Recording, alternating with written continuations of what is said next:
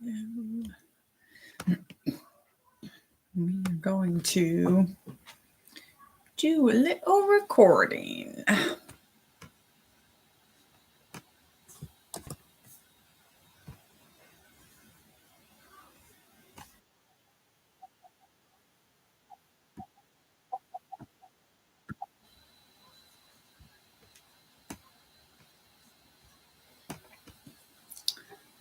Okay. Make sure the sound's turned up on here. That. Oh no. I needed to get the actual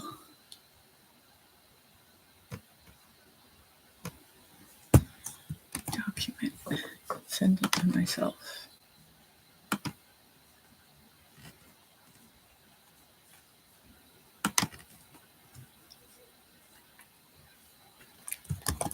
Makes you miss the days of having connected laptops with many screens.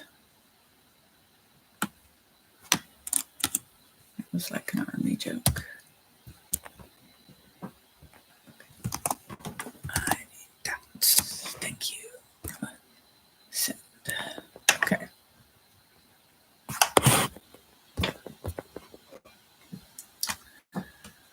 So, one of my things on my Patreon is that I post videos of the chapters of Culting of America as they near completion. And I now have 2. So I've already recorded chapter 1. No, I've already recorded the, what am I trying to say here? I've already recorded the prologue and the introduction. That's what I'm trying to say. Losing my yarn everywhere. Figure out our project rhythm. And then we will start reading. This is just, inside preview of the process. And it is not, of course, the same as the audiobook. That will come later.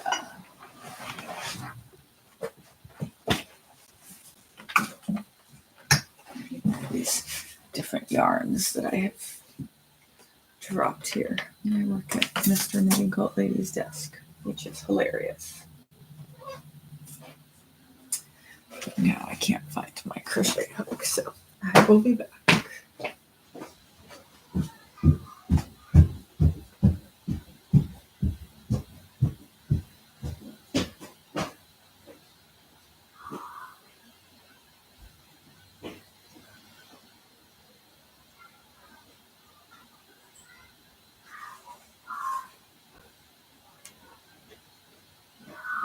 Lorelai! Voices down, please!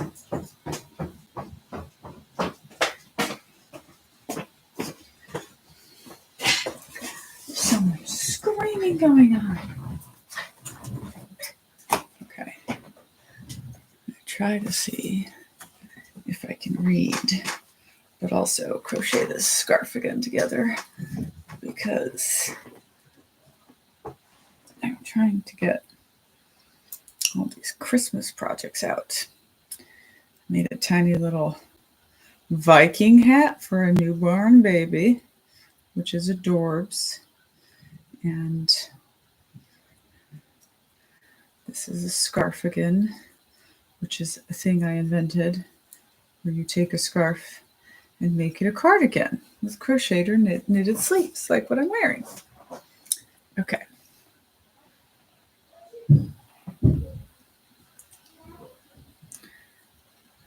Look back there. I should get up and make it show up better. But I'm probably not going to. Clearly, we have some drama going on in the background.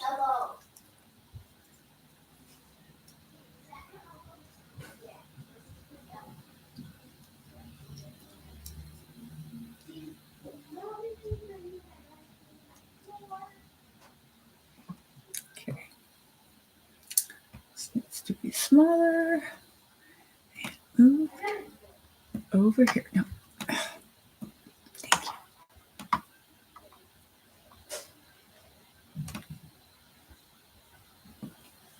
Okay.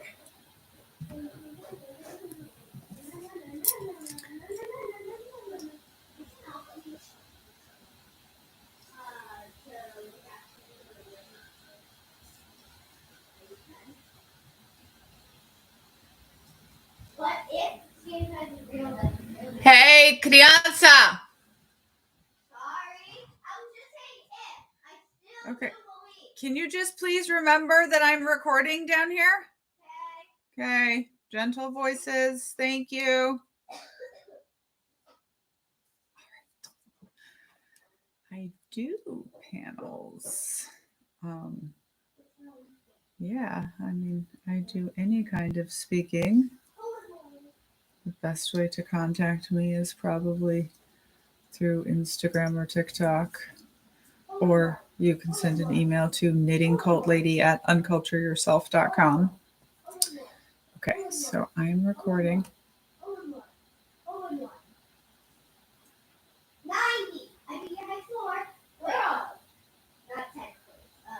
Hey, girls, I need you to stay on the 3rd floor, okay? Got it? Thank you. Okay. So now I'm recording.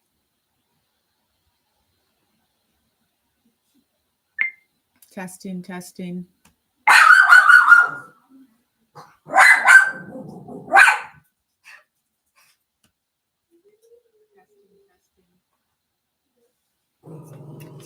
Very low. Shush, shush.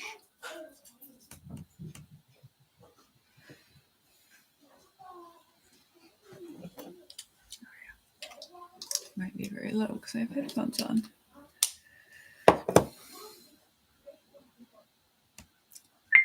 Testing, testing.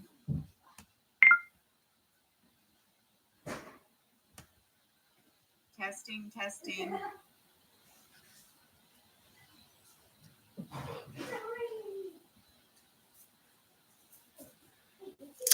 Hey, are you girls confused about the instructions? Huh? We're doing what Daddy told us to do. Get a snack. Okay. Need you to get upstairs.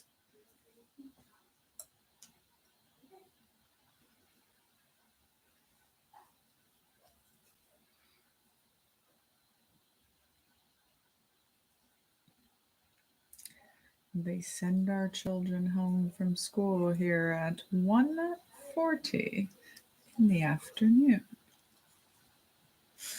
You can't hear them? Yeah, it's having trouble picking me up, so that sounds about right. All right, let's have it.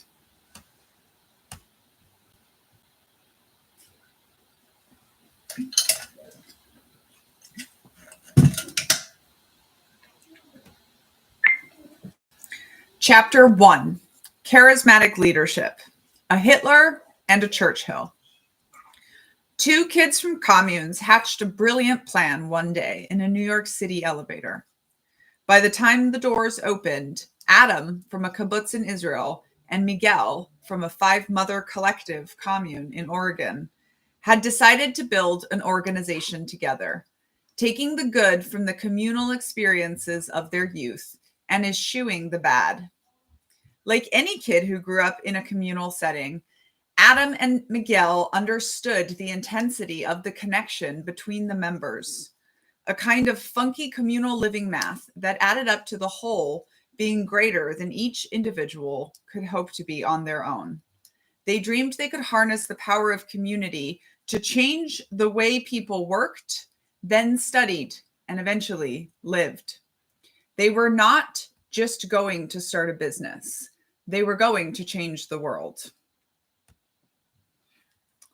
Okay. I think I'm going to try the crocheting and reading jag yet. So Switching over to the knitting.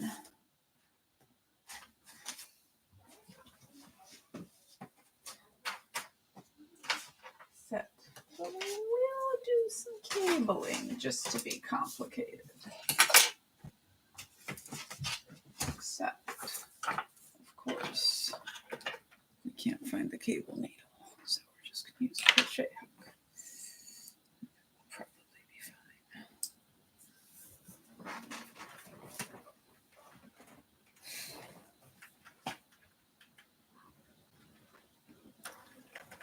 What could go wrong? Early followers and investors seemed to believe that nothing could. The organization grew at a breakneck pace, recruiting young people from all over the world who were willing to dedicate themselves to a punishing work pace in the interest of the missionized message of change. And the package came complete with the messianic figure. Adam Newman, the more charismatic of the two founders, suddenly the peddler of the big dream. As he ramped up the transcendent messaging, investors and customers flocked to bring his vision into a reality. But at some point, the focus on we became a focus on me, as Adam became the charismatic savior who was going to deliver everyone their wildest dreams. And though the red flags had been there from the start, when the growth was too rapid and the promises too vague, most folks threw caution to the wind in their desire to believe him. From the beginning, the story of WeWork reads like a cult, complete with a navel-gazing focus on the charismatic leader, a grandiose vision, and intelligent individuals who should have seen the signs. They should have questioned when Adam paid himself $6 million from the company to use the trademark "we" that he owned. Should have balked at having real estate he owned leased back to the company. Really should have dug deeper when he made his wife, who also happened to be Gwyneth Paltrow's cousin, the one to legally choose his business successor, and who certainly should have sounded the alarm when he began to show the characteristics of an authoritarian and unstable leader. Instead, they just saw Adam, larger than life, tall, handsome, the charismatic genius bringing it all together. And because he was unlike anyone else, so winsome, an incredible salesman, tall and commanding, and with the ability to inspire anyone, they were willing to believe that he could deliver results nobody else could. Today, there's no way to discuss the astronomical rise and inevitable plummet of WeWork without using the word cult. What started as a true desire to harness the power of community quickly morphed into a $47 billion real-world lesson on the power of charisma and the delusion of crowds. Children?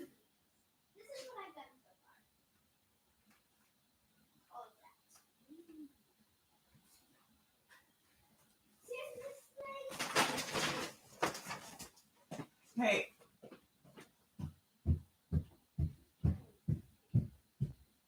Do you realize that you are actively preventing me from doing my job right now because you are not listening? And that's going to get your playdate handled. So please go to the third floor, like Daddy said. You don't have to do it, or you can leave it to the third floor and do it. You understood the rules. Please go immediately to the right.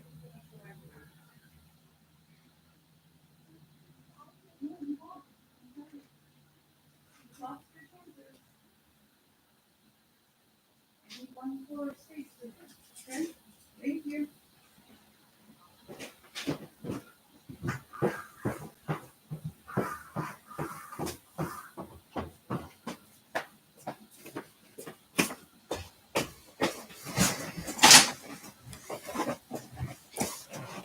Okay.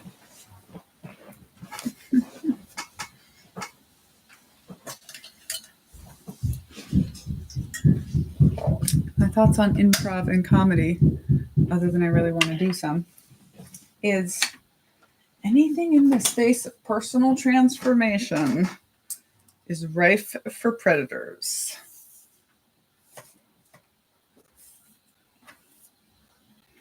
Okay.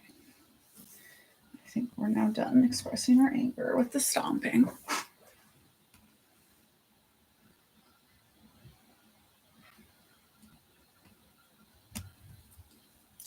The essence of charisma. Over and over in American history, we've been privy to the meteoric rise, often followed by a catastrophic fall, of a charismatic leader, a term itself that should call to mind as many negative as positive examples. Still, for as long as many of us can remember, scholars of leadership and management have focused on charisma as a desirable quality in a leader, something to be studied and emulated. Certainly, we can all think of leaders, people like JFK and MLK, CEOs like Bill Gates and Steve Jobs, and any number of nationally recognized football coaches or pop stars or megachurch preachers, and maybe even your own yoga teacher or the queen bee of your daughter's middle school clique, who can all be described with the ethereal moniker of charismatic. Meanwhile, on the other side of the charisma coin, research from 2021 suggests that CEOs are 12 times more likely to be psychopaths than the rest of us, which is probably unsurprising to anyone who's ever held a corporate job. It's the same as prison numbers, and I'd be willing to bet my Army career that if we polled military officer ranks, we'd find similarly high numbers associated with that vocation. The reality is, a lot of the traits common to antisocial and narcissistic personality disorders, things like charisma, persuasiveness, confidence, and creativity, are widely considered effective leadership qualities in today's America. In an analysis of this research, Fortune magazine tells us that psychopaths can often be very successful for this reason, especially if they are high-functioning ones who are able to avoid detection over the long term. I grew up walking around the cult commune of my childhood, quoting the words of David Berg, the random white dude who convinced 100,000 people that he was the prophet of God for the end of days. And it didn't feel much different than marching around Kandahar airfield as an intelligence officer, quoting General Petraeus in 2011. Or the way everyone walked around Microsoft's campus quoting CEO Satya Nadella when I worked there in 2016. If I have to come upstairs,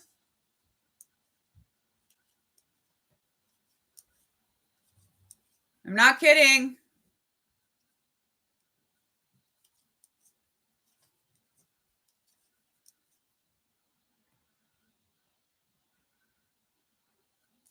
So how did our obsession with charisma become what it is today? What happened to leaders who were simply great administrators? What happened to a focus on systems and rational thought? To paying attention to numbers and data rather than how we can tweak facts to fit the messaging our charismatic leader wishes them to fit? And it's not just in business either. We live in a society that loves to deify individual humans for one reason or another.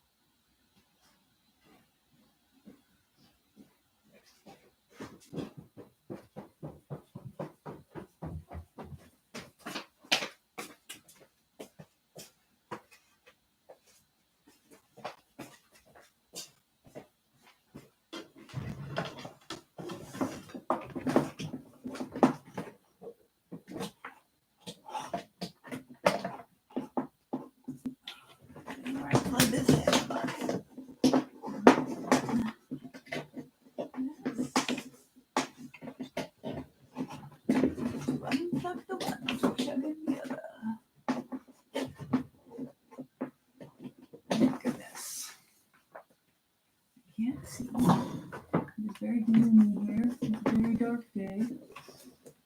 I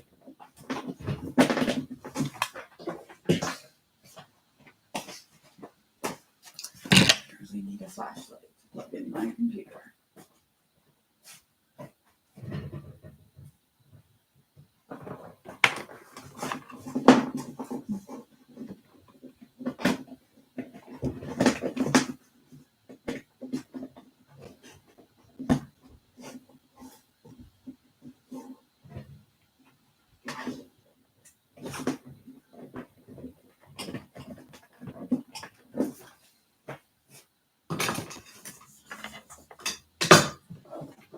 Much more complicated than it needed to be.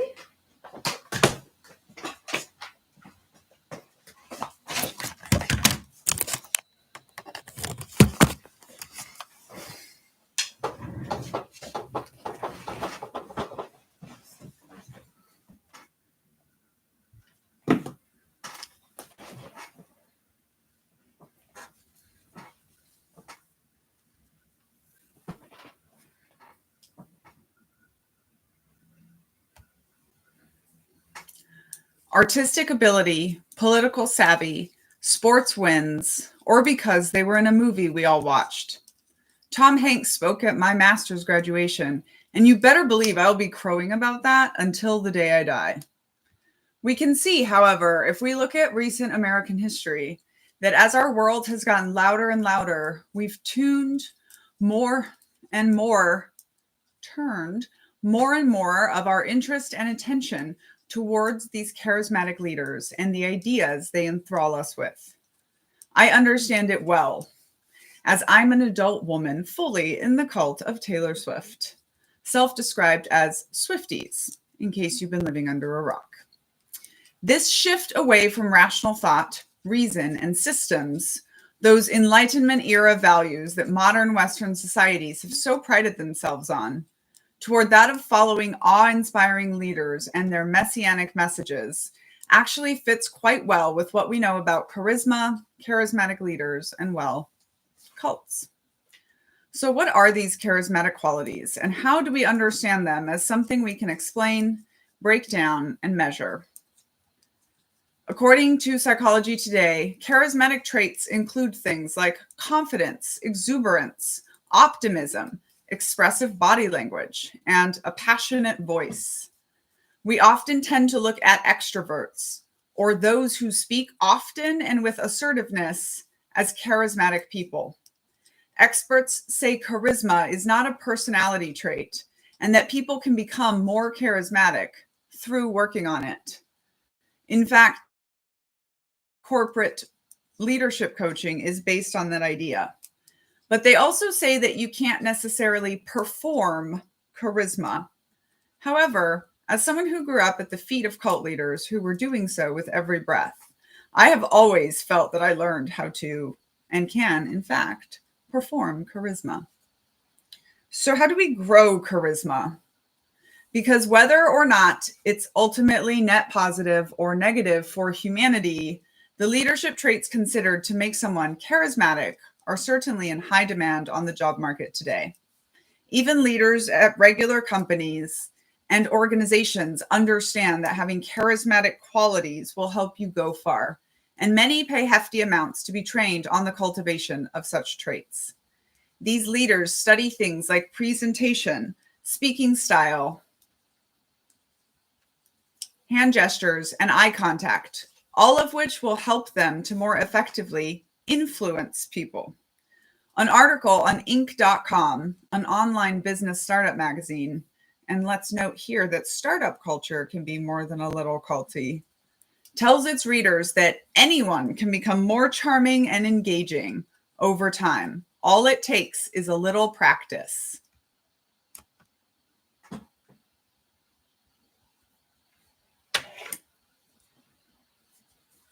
make sure this cabling with a crochet hook is going to work the way I hope it's going to work. It's not, so just going to have to pay attention here.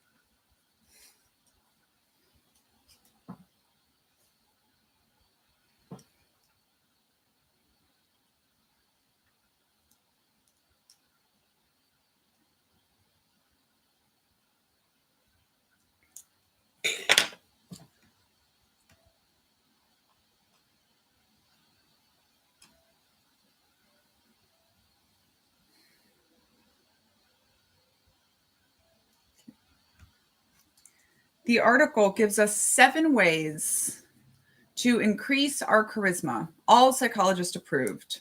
These tips tell us to start showing more expression in your face, listen actively to what people are saying, practice reading other people's emotions, share stories and anecdotes, ask rhetorical questions to encourage engagement. Okay, just start that list again. The article gives us 7 ways to increase our charisma, all psychologist approved. These tips tell us to start showing more expression in your face, listen actively to what people are saying, practice reading other people's emotions, share stories and anecdotes, ask rhetorical questions to encourage engagement, set high goals and express confidence that you can achieve them. Use words that people can relate to. As I read this list, my mind goes back to both the leaders I've worked under in the military, as well as to people like WeWork's Adam Newman and the cult leaders that raised me. They all did these things. Because we're going to keep going back to cults for the whole book. It's like if someone took the phrase, "But what about cults?" and made it their whole personality.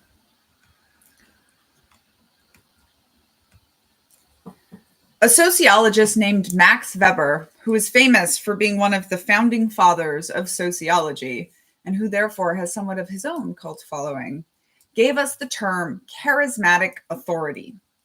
The term itself has decidedly religious origins, where outstanding qualities are seen as a gift from God, a kind of divine endorsement that gives the leader his authority. This went hand in hand, of course, with the divine right of kings. Weber generalized this concept for use in the everyday, and in the 2020s, the concept of charismatic leaders is applied broadly to politicians, military leaders, celebrities, CEOs, and many others. Weber defined the difference between power and authority by telling us that power can be exerted by the use of force or violence. Authority, by contrast, depends on the acceptance by subordinates of the right of those above them to give them orders or directives. Charismatic authority is often the most lasting of regimes because the leader is seen as infallible and any action against him will be seen as a crime against the state. Charismatic rule is often seen in authoritarian states, dictatorships, autocracies, and theocracies, the kind of governing we thought we left behind during the Enlightenment. Max Weber posited that humans needed charisma to replace the disenchantment we felt as a result of advancing so much that we lost the concept of magic in our own lives. He wrote in 1913 that charisma was a word applied to a certain quality of an individual personality, by virtue of which he is considered extraordinary and treated as endowed with supernatural, superhuman, or at least specifically exceptional powers or qualities.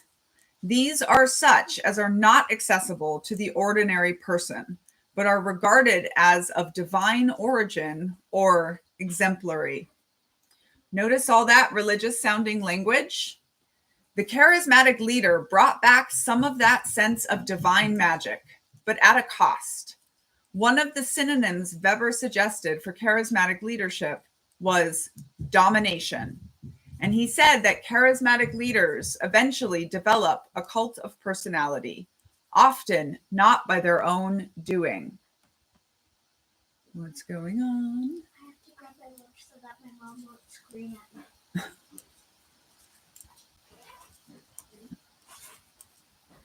Eating lunch is a good thing.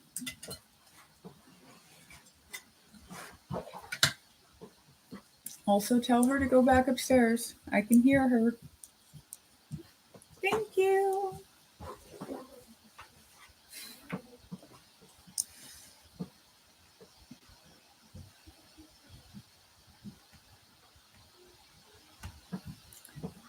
Speaking of cults, it's not a coincidence that they appear to be having a moment of resurgence right now, and not just the obvious ones. Everything from the health and wellness industry to startups to apps we can all download on our phone are displaying a startling level of culty tendencies. Cults tend to arise in direct response to times of social turmoil, and the early part of the 21st century has indeed been confusing and overwhelming for most of us. Amanda Montell, the author of Cultish, The Language of Fanaticism, and host of the popular podcast Sounds Like a Cult, tells us that American unrest, with a corresponding lack of top-down social systems that other developed nations enjoy, also known as socialism by those in the cult of late-stage capitalism, was also responsible for the rise of cultish movements throughout the 1960s and 70s, when the Vietnam War, the Civil Rights Movement, and both Kennedy assassinations knocked U.S. citizens unsteady. At the time, spiritual practice was spiking, but the overt reign of Protestantism was declining, so new movements arose to quench that cultural thirst. These included everything from Christian offshoots like Jews for Jesus and the Children of God, to Eastern-derived fellowships like 3HO and Shambhala Buddhism, to pagan groups like the Covenant of the Goddess and the Church of Aphrodite, to sci-fi-esque ones like Scientology and Heaven's Gate. Some scholars now refer to this as the Fourth Great Awakening. Similarly, we find that charismatic leaders appear in greater numbers throughout history during times of social turbulence. Papers need to be gone.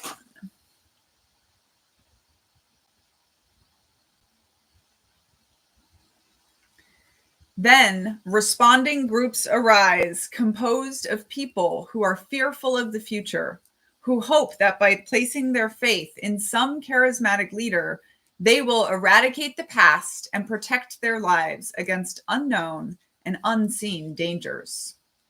We saw this all too well in the way wellness grifters edged their way into the mainstream during the chaos of the COVID epidemic.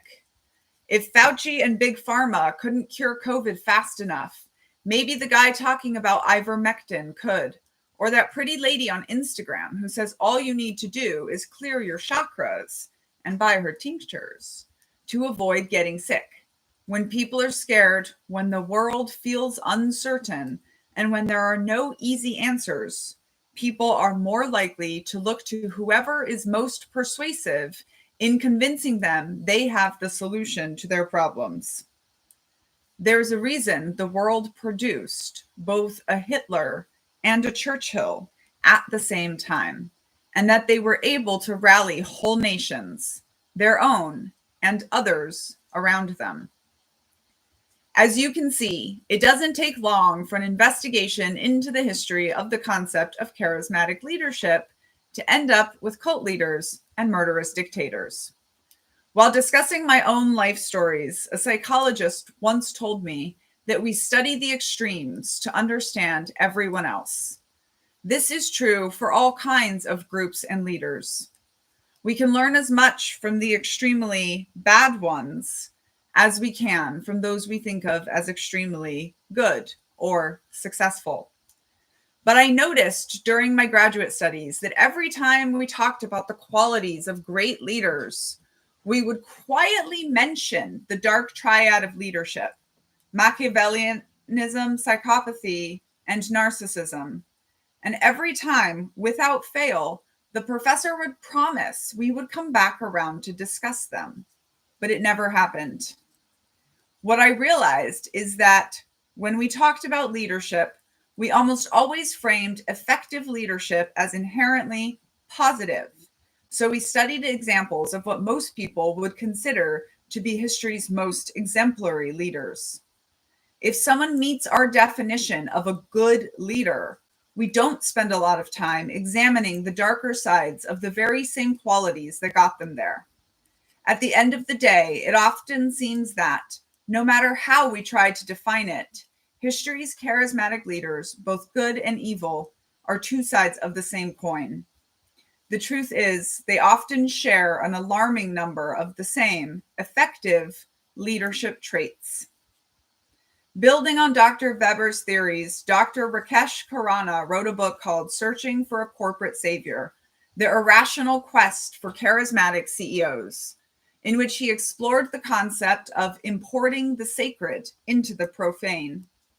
Khurana posits that charismatic leadership reaches its apotheosis in religious cults, but that it is very present in everyday corporate life in slightly less extreme ways.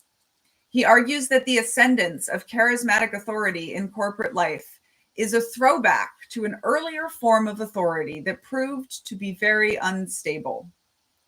As I read Dr. Khurana's book, I was comforted to know that I'm not the only one who's concerned about the parallels between the cult leaders I've known and the charismatic leaders I've served under, and all the motivation, influence, power, and control techniques I've seen them use. Weber famously said that charisma and rationality cannot coexist. And Khurana builds on this idea by stating that the progress of Western civilization has been a movement away from charismatic leadership toward rational authority invested in laws and institutions. After Hitler and Mussolini, Americans were rightly skeptical of charismatic leaders. Separating the individual from the office is one of the great victories of Western society. One of the best ways I've heard this separation explained is that in America, your surgeon can be religious and still respected until he tries not to operate on you because God told him so.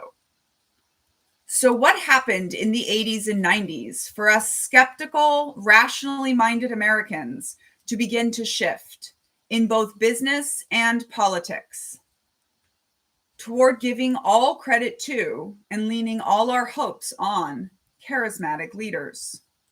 When we gave Iacocca credit for single-handedly saving Chrysler, we tend to forget about the government bailout, political landscape, and a multitude of other contributing factors. When we focused on Bill Gates as an individual genius who built an empire, we told ourselves and the world a certain story about leadership, the one where the leader was central. And later, when we elected two men who were both found to be rich in charisma to their followers, we told ourselves that we needed Barack Obama or Donald Trump to save America. I think it's because of what we can call a kind of apocalypse. The abrupt end of the industrial age and the cataclysmic shift into the information age, a change that began in the late 80s and shook the world so hard that it left not a single business untouched. A 2002 Harvard Magazine article titled "The Cult of the Charismatic CEO" tells us that the trend toward charisma may have started when the idea took root that if a firm was doing poorly or well, it was because of the CEO. The image of a CEO changed from being a capable administrator to a leader, a motivating, flamboyant leader. Business and politics were quick to respond to this narrative. It was easy to discard the dirty language of making money, instead embracing that of mission, values, vision, and purpose. The charismatic leaders soon took on a whole new quality in the world of tech, with the epic rise of Steve Jobs being the most famous example, perhaps now rivaled by the more overt cult leader, Elon Musk. Venture capital paid attention and fell in line, and the turn of the century brought us countless stories of unicorn companies brought to greatness by one or two charismatic guys and, once in a while, a woman.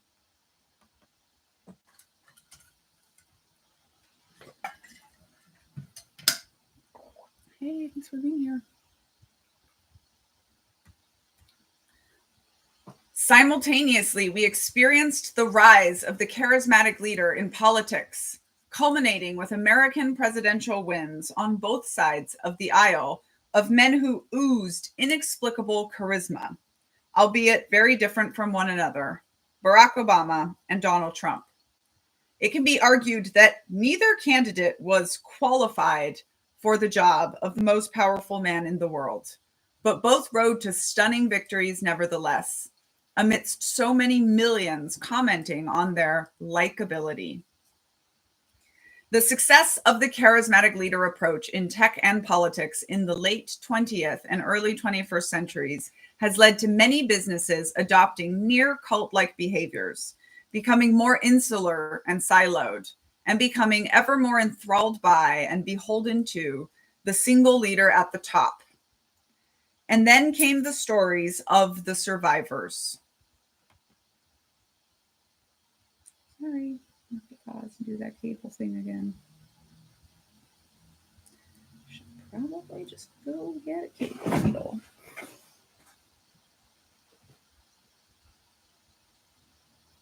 Or find the one I came with. But instead, I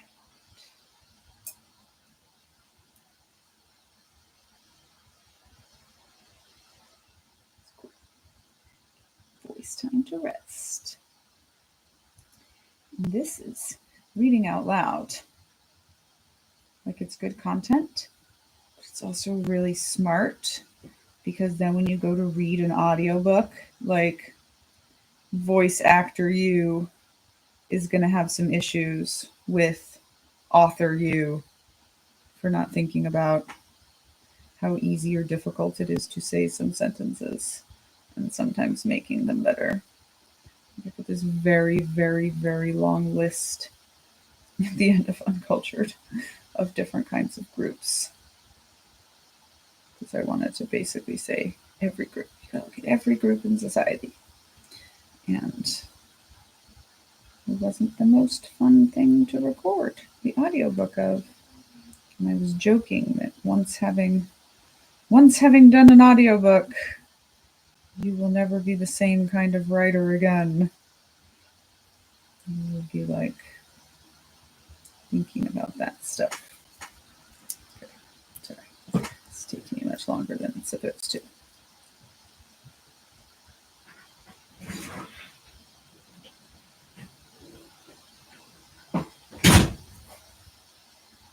They basically did everything they could to be as loud as possible on the main floor until I had to ban them to the third floor.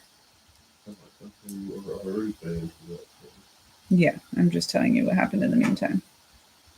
Sorry. Okay.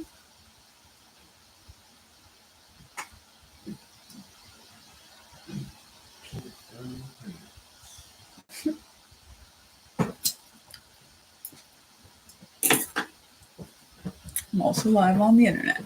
Oh. You should clarify that for me.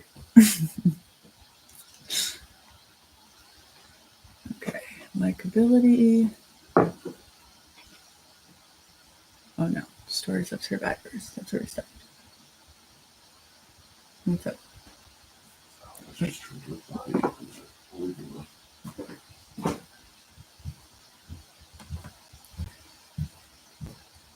Former employees of companies like Zappos, WeWork, LuLaRoe, and Twitter, who have described how insidious the creep of power and control was, with stunning reports of how toxic many companies have become today. It is now common to see both the fervent commitment and the kind of deplorable actions, usually reserved in our minds for folks in cults, becoming ever more common in our everyday companies.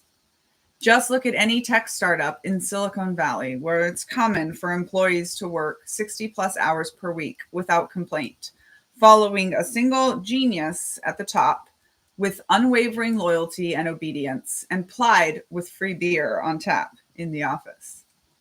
Built-in community and the promise that their product will somehow save the world.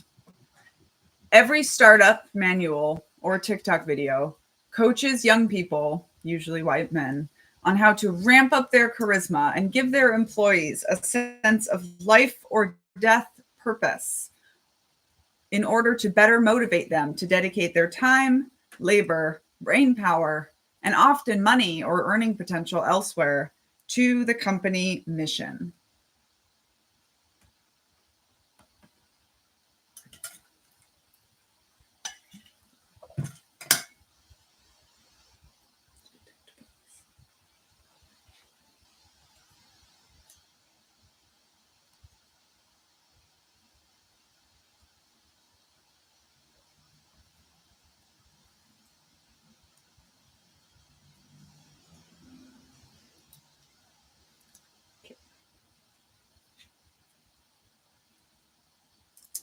Anyway, I have finished all 10 of the chapters.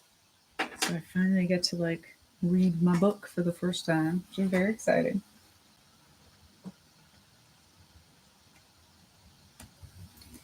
With the rise of the internet, we've also seen the rise of the thought leader and influencer, ever more popular with the debut of each new social media platform.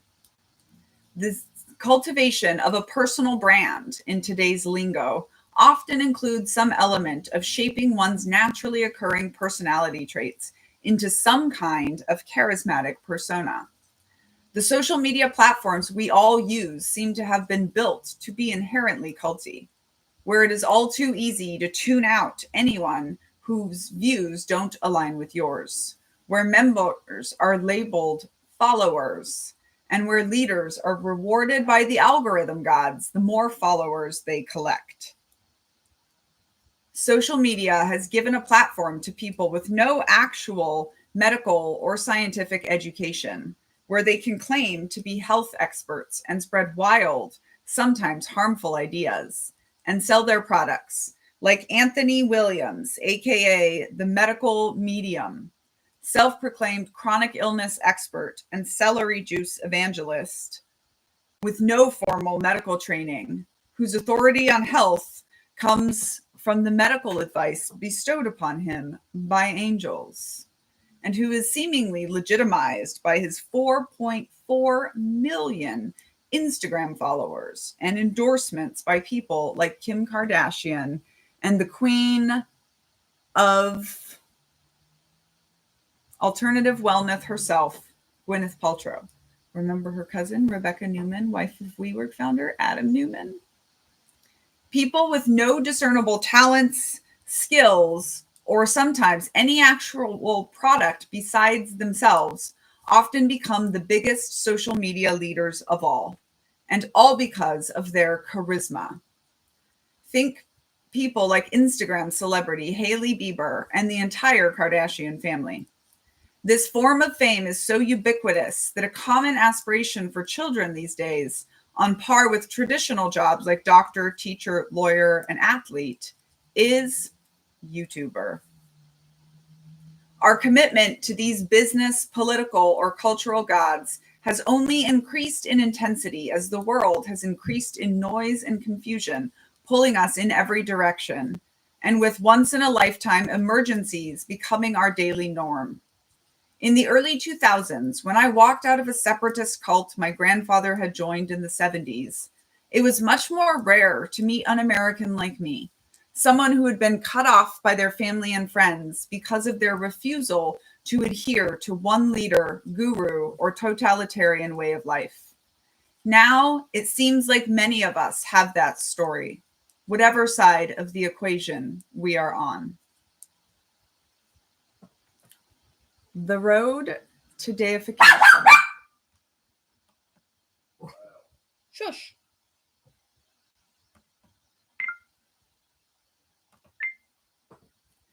The road to deification. Jim Jones started as a Christian pastor who grew his Northern California congregation with progressive messages of inclusivity and love. But eventually, the People's Temple became pointedly non-Christian, with a focus on Jones as the ultimate head, their God and Messiah, if you will. And he worked hard to become so.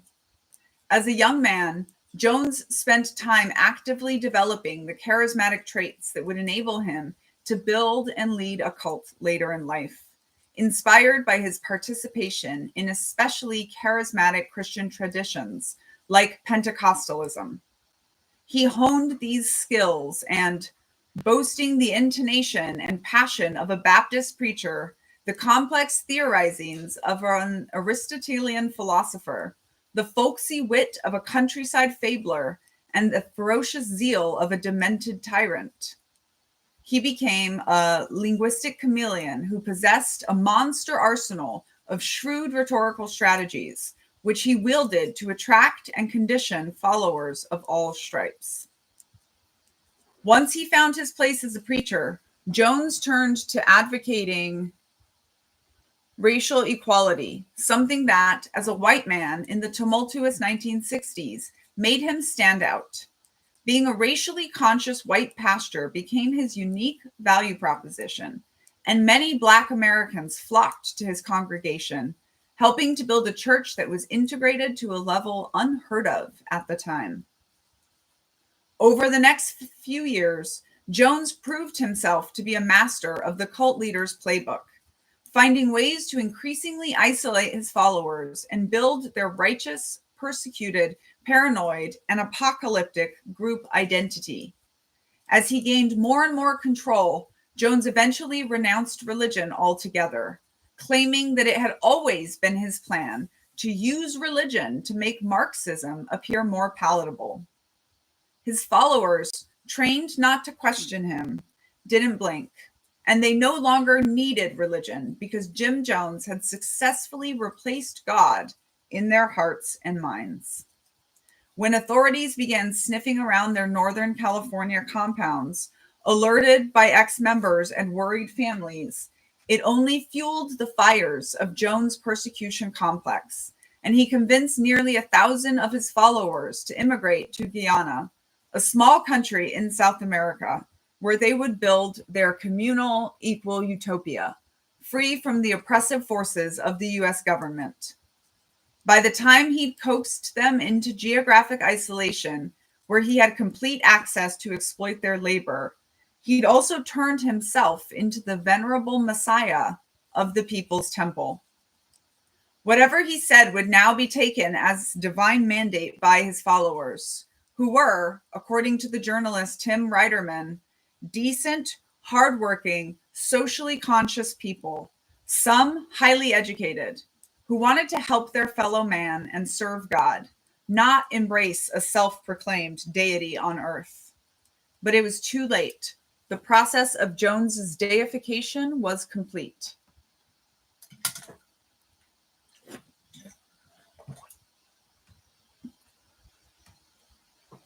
He was their Messiah, and they would follow him anywhere, even as far as repeatedly rehearsing the act of revolutionary suicide in preparation for their coming apocalypse. The writer Shiva Naipaul argued that the People's Temple was at heart a fundamentalist religious project.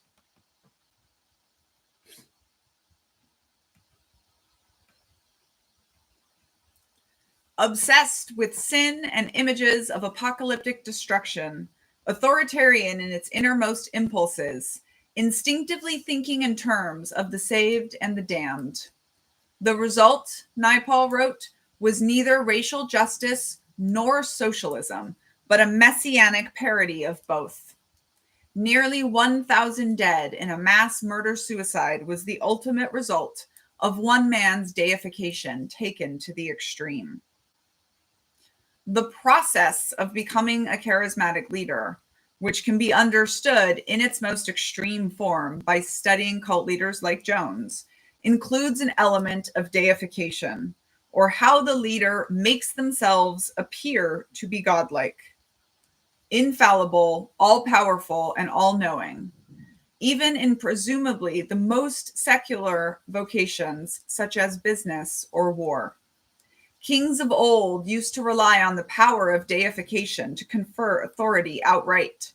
Speaking of the divine right of kings, while the pharaohs of ancient Egypt named themselves directly as god rulers.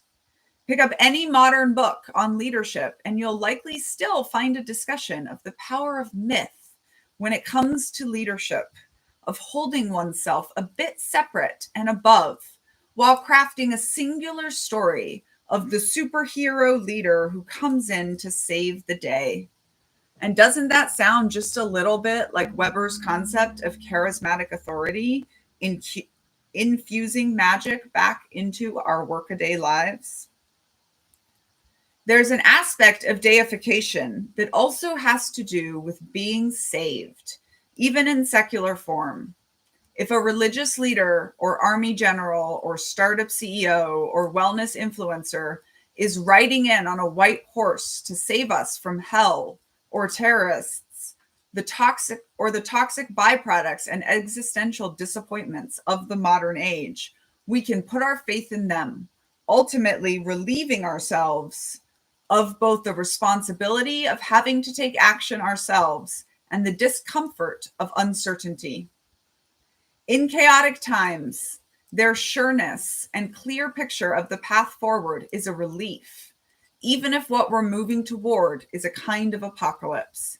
At least we know what to expect. Culty leaders thrive on this kind of teleological thinking, i.e., when we approach the future as though the outcome is already decided, whether in our religions, culture, work, or political viewpoint. We'll talk more about teleology in chapter 10. In Leaders, Myth and Reality, General Stanley McChrystal, commander of all coalition forces deployed to Afghanistan to fight the war on terror until he was relieved of duty for questioning his charismatic leader, says that although leaders are the subject of much scrutiny, too many of us, seduced by the mythology of what good leadership looks like, miss the reality. We instinctively know that leadership is critical to success in the modern world, but we don't really understand what that leadership consists of. So we use storytelling to build our myths of the singular, heroic leader at the center of the story, the chosen one who's endowed with special talents and traits not shared by mere mortal men. This sounds an awful lot like the great man theory popularized in the 19th century, which asserts that those in power are entitled to lead because of the traits they've been born with, and that history is nothing more than a collection of biographies of great and powerful men. No modern historian or sociologist worth their salt would take such a theory seriously these days. And yet, the myth endures, encouraging people to follow and emulate painted idols rather than real people.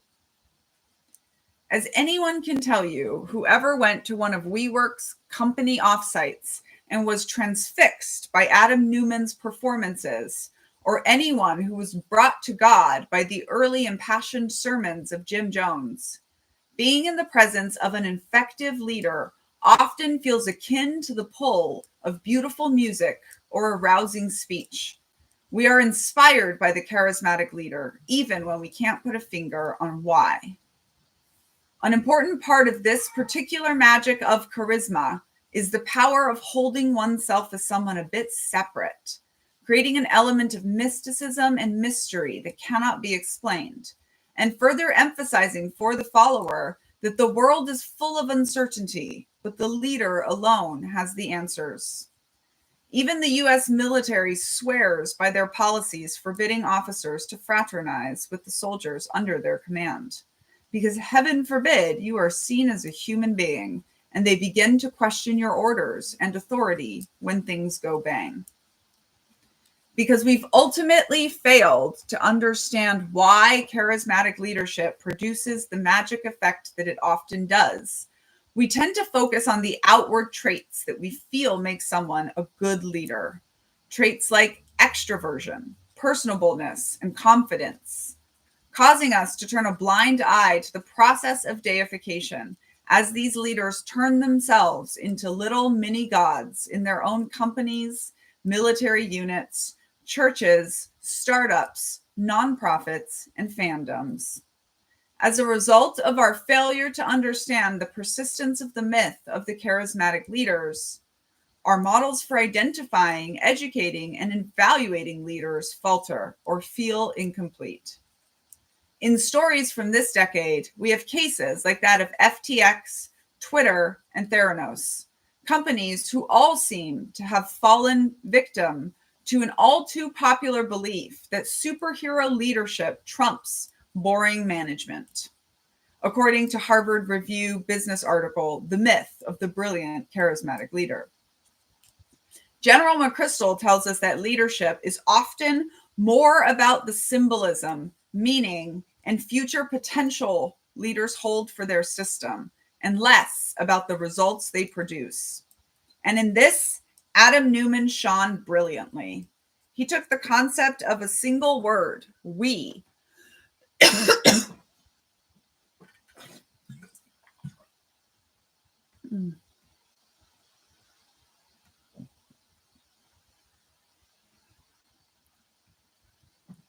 and infused it with so much meaning, symbolism, and future potential that people simply failed to notice the results were far from what was promised and that nothing was adding up. It can be argued that our attitude toward the charismatic has come nearly full circle as to be religious once again. We can understand that this worshipful, unquestioning relationship to leadership is culturally ingrained in those of us who have been raised in the Western Judeo-Christian world, which has been defined by millennia of hierarchical, patriarchal, spiritual traditions. If you look outside business, politics, and religion to the lower stakes world of pop culture, you even see this holy/royal tendency in our seemingly harmless, female-centric cultural icons. Saint Dolly Parton, Queen Bee, Beyonce, not to mention the rabid Taylor Swift fandom, who never question her proclamations and who have the power to cancel anyone or anything she deems harmful to her rule. Americans love to worship, whether it's a pop music star who makes them feel empowered and understood, a CEO who will lead them to abundance, a religious leader who will teach them how to be righteous and give them a ticket to heaven, or a politician who will help them take their country back.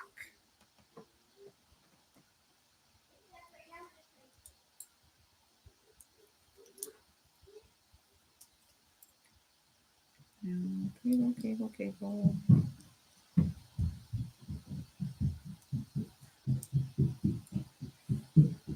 Don't fight with Daddy on which floor to be on.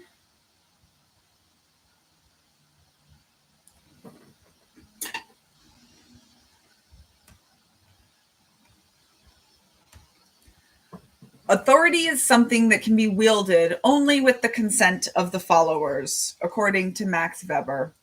And just like in ancient times, when seasons of disaster sent people rushing back to their gods, in modernity, times of social turmoil drive us to demand the guidance of charismatic leaders in our organizations and groups. So how is it done, the deification? What's the actual process of becoming godlike to a group of followers? The truth is that these leaders who love to think of themselves as unique actually set predictable enough patterns that they appear to have all attended the same Messiah school, according to renowned cult expert Dr. Janja Lalich. It all starts innocently enough, usually with a big idea to change the world. Though if we look back to the future cult leaders' childhoods, there were usually signs this should have been concerning. Jim Jones had always been manipulative, deceitful, and willing to do whatever it took to make people follow him, while David Berg of the Children of God was over-controlled and abused by his parents and was already a sexual deviant at a young age. It is reported that Elizabeth Holmes, the CEO of Theranos, and an emotionally withdrawn child of a once illustrious family being driven by a jealous mother who wanted her daughter to make a name for herself, declared to her father, a vice president at Enron, at the age of 9 that all she really wanted out of life was to discover something new, something that mankind didn't know was possible to do. Adam Newman's parents split early, causing him to live in 22 places before the age of 13, finally settling to experience communal life on a kibbutz as a teen. In retrospect, it's perhaps unsurprising that a kid whose early life was so fractured grew up to found a company that wanted to change the world with the power of community. Okay, and here we're going to read you the dirt on Dr. Hassan.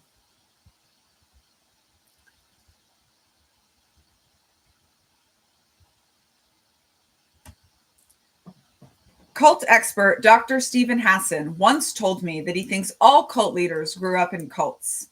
That is to say, situations of complete coercive control and culty dynamics. And while we'll probably never be able to confirm for sure, it is an intriguing concept. Footnote. I am hesitate to cite Hassan in this book and have gone back and forth about whether I wanted to do so.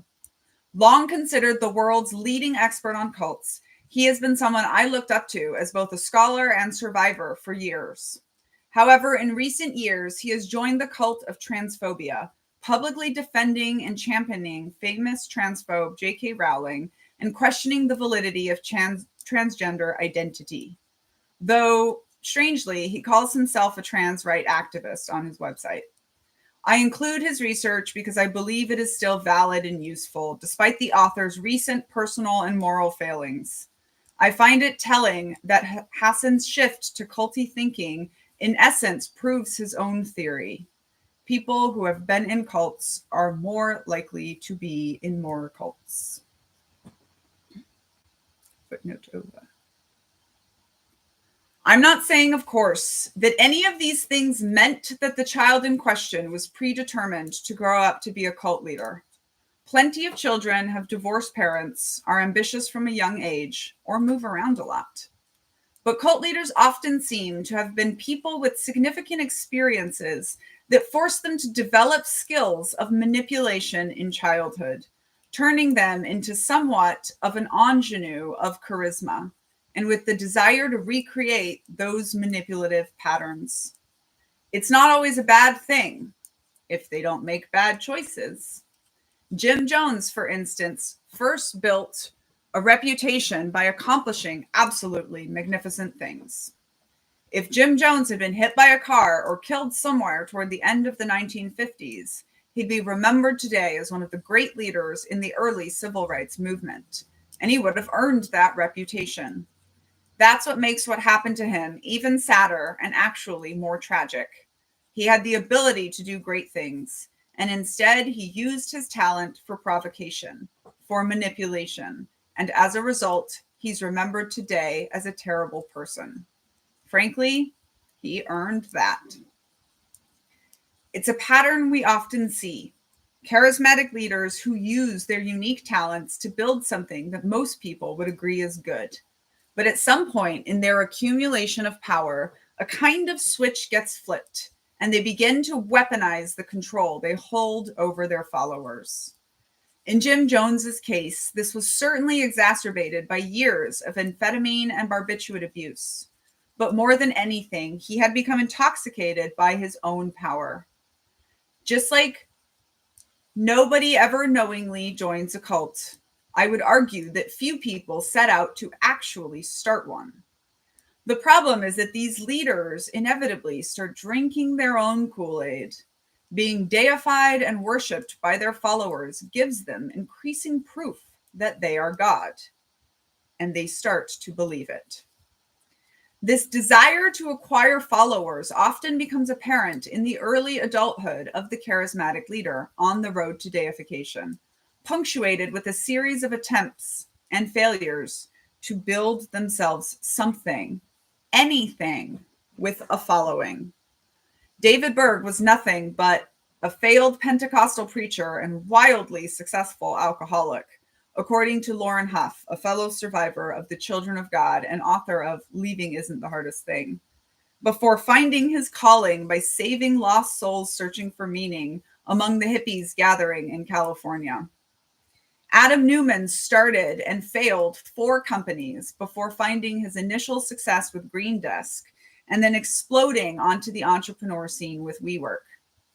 Elizabeth Holmes had mediocre grades before she got into Stanford through a back door, but ultimately washed out anyway.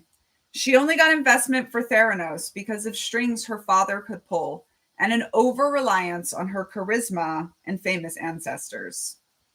Keith Raniere was involved in starting a myriad of companies before finding success with Nexium. These stories all ring with a familiar note. These individuals needed to build something. What it wasn't important, as long as it came with followers, hundreds or thousands or millions of them. Once they've built something and have a following, these charismatic leaders begin to set their unique talents to code switching in order to become something to one segment of their following and something to another, which Jones was known to be an expert at. This is an important tool in the arsenal of the aspiring cult leader, as it allows them to speak in several tongues at once, appealing to different but overlapping audiences. It also has the benefit of keeping their followers off balance, never knowing what will happen next. We can see this easily in the rantings of cult leaders who usually show a fondness for having themselves recorded so no pearls of wisdom might slip away. But we can also see it in the famously mercurial temperament of Steve Jobs, or in Donald Trump's nasty habit of nicknaming political opponents and allies alike, or even in a Bikram hot yoga teacher training where students are yelled at, insulted, and forced to keep going to the point of fainting or vomiting, which makes the little nuggets of approval feel like a sacred blessing. And now we have to pause so I can fix my needle, pick up stitches.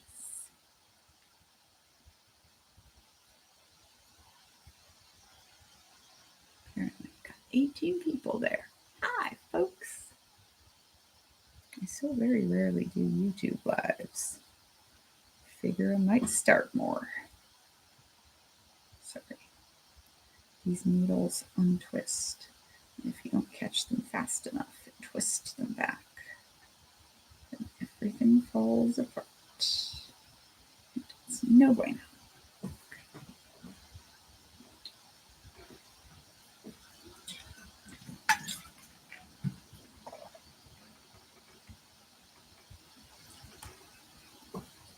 Amanda Montell tells us that cult leaders are often in the habit of using nicknames and loaded language to inspire dread. This sort of hot and cold behavior is often accompanied by threats of, if you don't like it, you're free to leave anytime.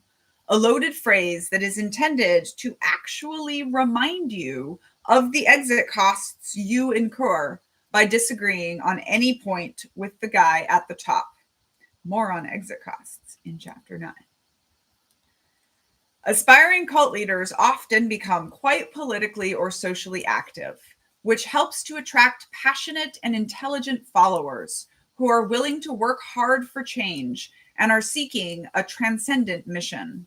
More on this in Chapter 3. For example, Save the World Before the End of Days, David Berg. Unlock Your Ultimate Potential, Keith Raniere.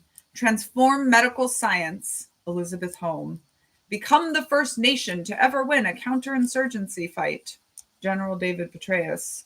Or Elevate the World's Consciousness, Adam Newman, and countless New Age and alt health influencers. They can then weaponize this grandiose mission to transform the worldviews of their followers, bringing them under a shared sacred assumption.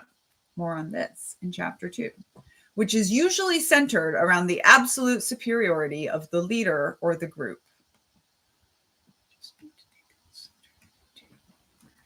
Send it.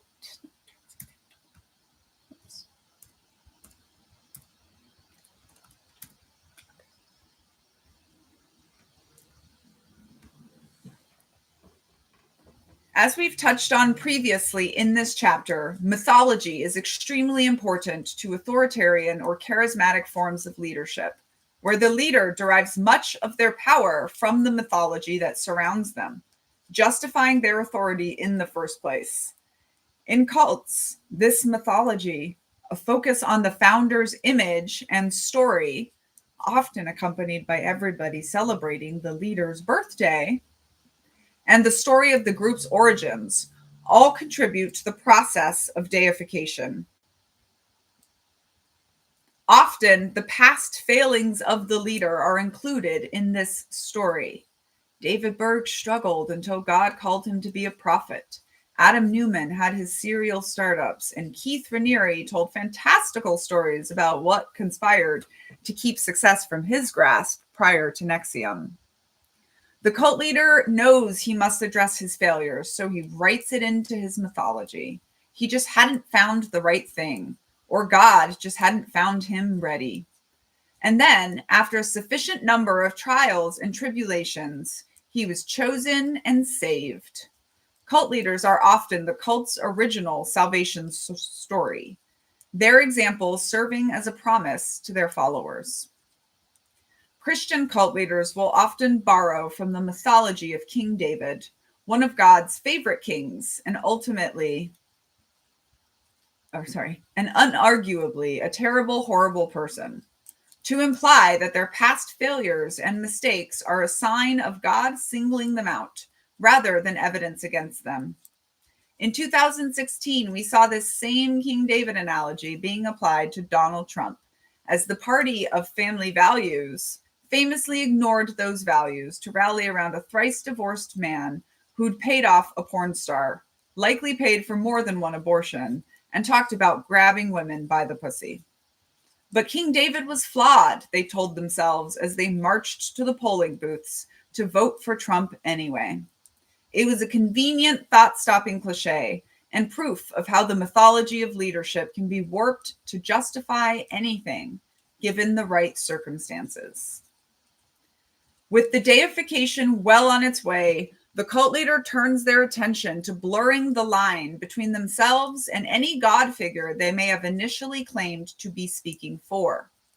In the Children of God, we saw this when David Berg claimed that his revelations were of equal importance as the words in the Bible, while David Koresh told his followers he was the Messiah come anew. Sarah Edmondson, one of the whistleblowers of NXIVM, tells us in her book Scarred that Keith Raniere's teachings were making us disciples. He wanted us to worship him. He bragged to his followers that he'd even had people killed for his beliefs. Meanwhile, Donald Trump essentially declared his godlike status to Americans when he bragged that he could shoot a man on Fifth Avenue and his followers would still vote for him. The New York Times, in an article called The Cult of We, referred to Adam Newman as a startup demagogue who aspired to be a demigod, but got hamstrung by his ego and greed. Often this goes hand in hand with the leader claiming some kind of actual godlike powers, like Jim Jones staging miracle healings, various New Age channelers claiming they can talk to the universal spirit, or sometimes aliens, or access the cosmic library of Akashic records, or Elizabeth Holmes perpetuating tales of medical miracles from her cunningly fake technology. The final step for these leaders in achieving their demigod status is usually a ruthless culling of their formerly dedicated followers and the organization's leaders. Jim Jones surrounded himself with only yes men and women, to the point that he was totally removed from criticism and constantly told how brilliant and wonderful he was. Keith Raniere was always moving people around in the NXIVM organization and constantly threatening to demote people down his straight path if they questioned him. David Berg was so dedicated to consistently replacing leaders to keep them off balance that his targets included his own wife and 4 children, and many of the people who'd started the organization with him. Elizabeth Holmes testified that She had owned 51% of Theranos and was able to remove or fire anyone she wished. And in reality, employees who questioned Theranos technology, its quality controls, or its ethics were fired. Rebecca Newman, Adam's wife, famously told Vanity Fair of a time she fired a mechanic for WeWork's Gulfstream jet within minutes of meeting him because she didn't like his energy. This wasn't a one-time thing. When her husband needed to thin out the ranks, Rebecca would allegedly walk through the WeWork offices looking for anyone giving off bad energy. And of course, everyone has heard way too much about Donald Trump's penchant for firing people. And yet we're going to hear it all again. I had written half of this book before we knew the rapist in chief was going to be president again. And I guess I can say rapist in chief on here. I think I'm mostly kind of just going to leave it like that because then I feel like the sense of the book gets more desperate as we go along.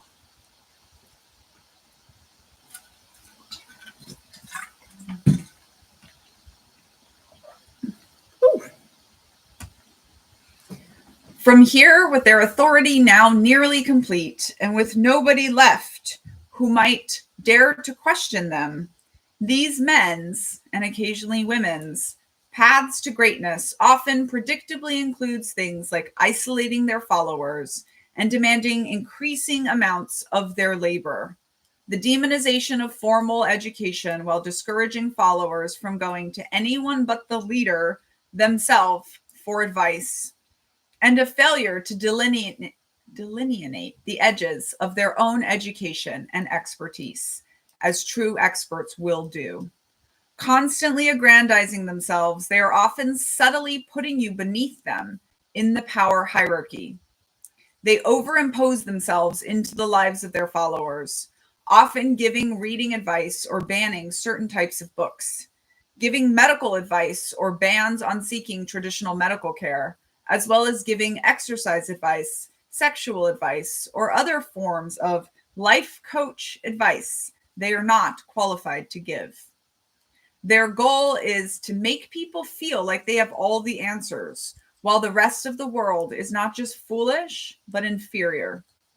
This controlling behavior may sound extreme, but look no further than your average evangelical Christian community and see how much power the pastor has over the everyday choices of his congregants.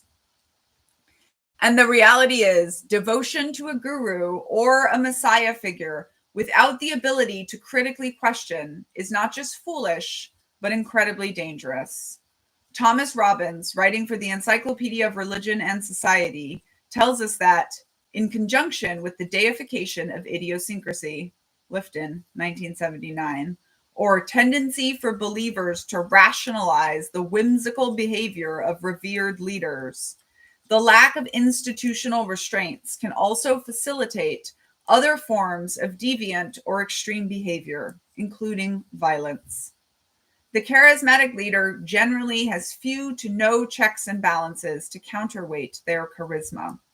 Scholars like Roy Wallace and Steve Bruce, who wrote about the volatility of charismatic authority, saw charismatic leadership as the enabling context for the sexual deviance and or violence that appeared in movements such as the People's Temple, Synanon, and Children of God, now the Family. The dynamics of charismatic leadership can thus provide opportunities for charismatic leaders to indulge in the darker forces of their subconscious. Charisma is so powerful that it can be impervious to rationality. In a review of Dr. Karana's book, Searching for a Corporate Savior, reviewer Craig Lambert wrote that charismatic authority is a precarious, profoundly vulnerable thing, as history has repeatedly proved. And there's a drop stitch. People are always asking me if I ever drop stitches. And the answer is rarely, but it happens. I'm going to fix it.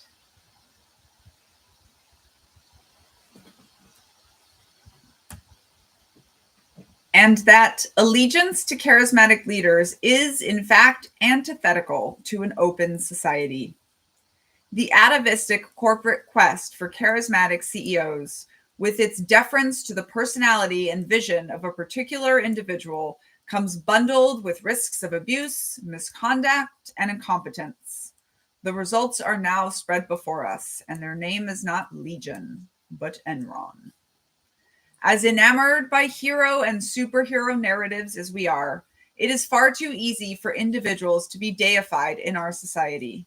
From the online yoga teacher who claims a certain pose can heal your trauma, to the brilliant but erratic CEO of the startup you work for, to that Tony Robbins seminar your cousin won't stop talking about, to the man who your aunt is still convinced the 2020 presidential election was stolen from.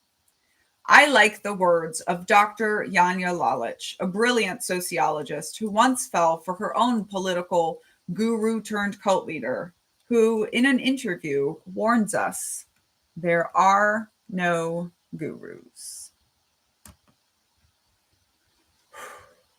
That's just half of the chapter, because now we have his skinny white woman. But I'm not going to record that today, because that's been enough reading aloud for one day. I still have to quietly read.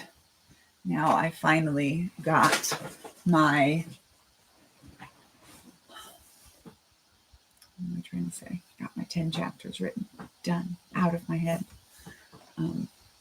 So I can actually read my own book for the first time, which is,